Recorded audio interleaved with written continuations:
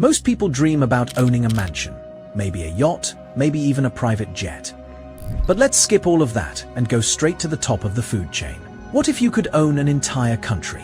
Your name on the map, your face on the currency, your rules. Literally written into law. Sounds like the ultimate power move, right? Well, here is the part nobody tells you. Buying a country might actually be the easy part, because the moment you sign that deal, a clock starts ticking. And every single day, that clock costs you money you never imagined spending. Today, we are going to find out exactly how much. And if you enjoy watching us tear apart the economics of things most people never even think about, hit subscribe, new breakdown every week. First things first, can a regular person, or even a very rich person, actually buy a sovereign nation? The answer might surprise you. It is not a simple no, right now. 11 countries in the world will sell you full legal citizenship in exchange for cash. No years of residency, no language tests, no interviews, just money. Vanuatu, a small island nation in the Pacific, will give you a genuine passport in as little as 30 to 60 days for $130,000. Dominica will do the same for $200,000. To put that in perspective, that is less than the price of a mid-range Ferrari. And unlike a Ferrari, this one gets you visa-free travel to over 140 countries. But citizenship is not the same as ownership.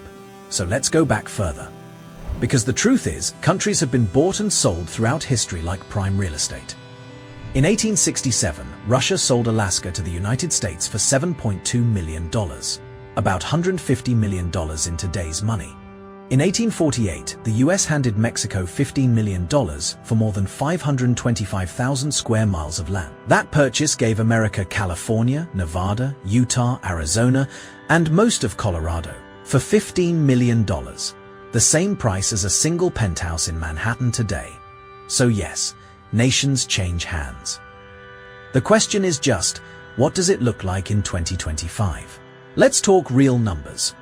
The world's smallest sovereign nations are genuinely, almost insultingly affordable for a serious billionaire. Tuvalu, a Pacific island of 11,000 people, has a total GDP of just $65 million. America's defense budget in 2024 was $997 billion. That means the United States spends more money on its military in a single afternoon than Tuvalu produces in an entire year. The country is so small that its only public playground is an active airport runway that gets 3 flights a week. But the most extraordinary story of country ownership gone wrong belongs to Nauru.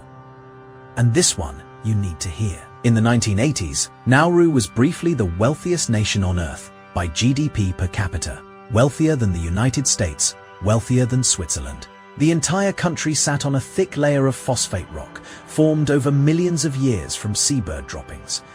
And once they started mining it, the money poured in faster than anyone knew what to do with. The government handed out free cars to citizens.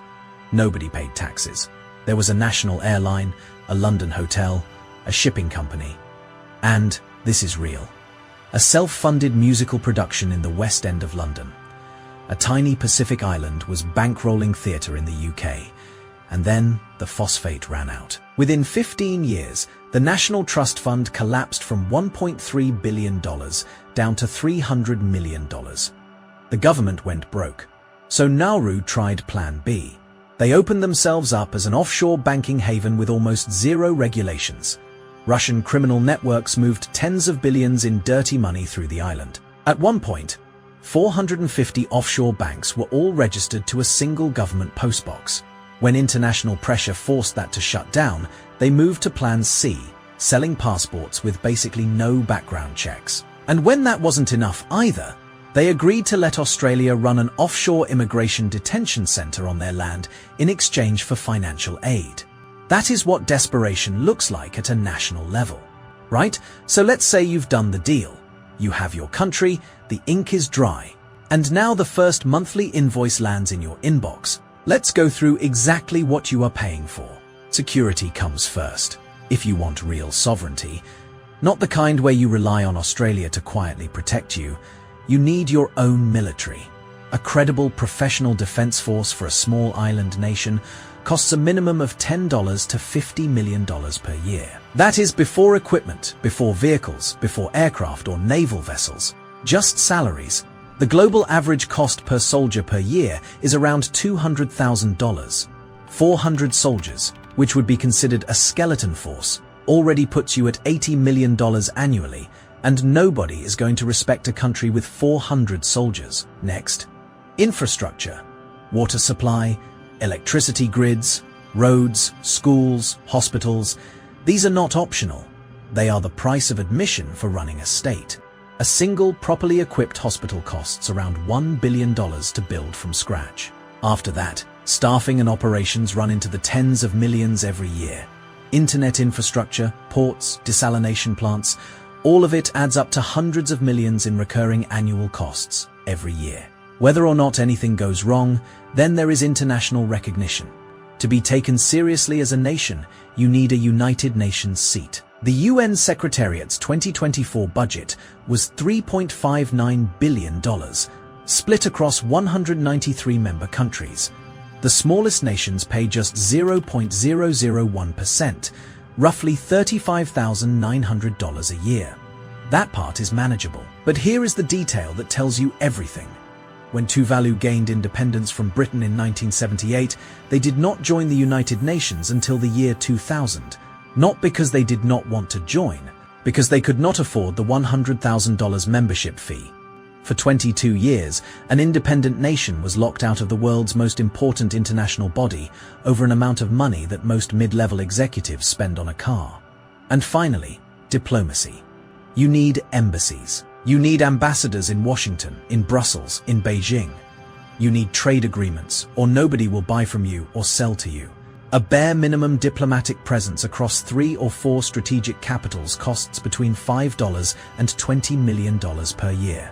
Without it, your passport is unrecognized, your currency is untradeable, and your country exists in name only. Now here is where it gets interesting, because you might be wondering, if running a country costs this much, how do these tiny nations with almost no economy actually survive? The answer is some of the most inventive and occasionally jaw-dropping revenue strategies ever created. Tuvalu earns around 10% of its entire national income from one single source. It's internet domain extension you have seen. TV on websites, on Twitch, on sports streaming platforms. That TV literally stands for Tuvalu. Every broadcaster, every streaming service, every sports network that buys a TV domain sends money to a tiny island in the middle of the Pacific. Silicon Valley is accidentally funding a nation of 11,000 people. And Dominica built a passport industry worth over $1 billion between 2017 and 2020 from just 5,300 investors, each paying $200,000. For a country of 75,000 people, that is extraordinary money. Nauru attempted something similar in the 90s, without the background checks. The result was tens of billions in criminal money flowing through their banking system. History will judge that particular revenue strategy however it wants. It did keep the lights on. So let's put it all together.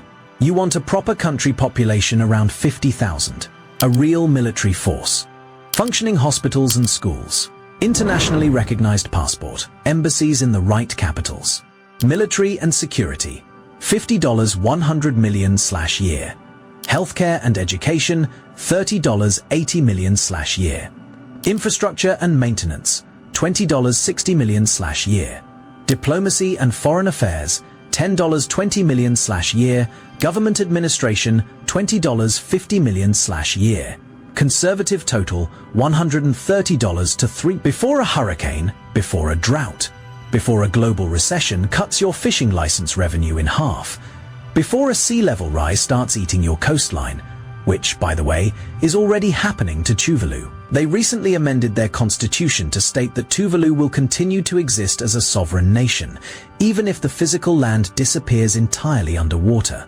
Their country might literally cease to exist, and they are planning for it legally. And here is the part that makes this unlike any other business in the world. You cannot cut costs by firing your population. You cannot pivot your business model without a vote. Your staff, meaning every citizen, can remove you from power. Your clients, meaning every foreign government, can sanction you into isolation. And your board of directors is the entire United Nations General Assembly, 193 countries, all with opinions about how you are running things. Owning a country is not a power move. It is the world's most expensive, most politically complicated, most unforgiving business. And unlike a super yacht or an oil rig, this one comes with 50,000 people who have rights and demands, and very strong feelings about the person in charge. So, could you own a country? Technically, yes. Should you?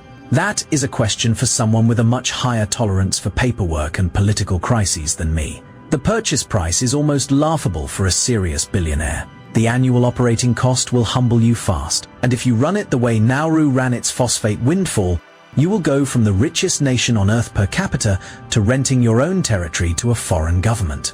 In under 20 years, drop a comment below. Which country would you buy? And what would your first law be? I genuinely want to know. Subscribe if you are not already, and I will see you in the next one.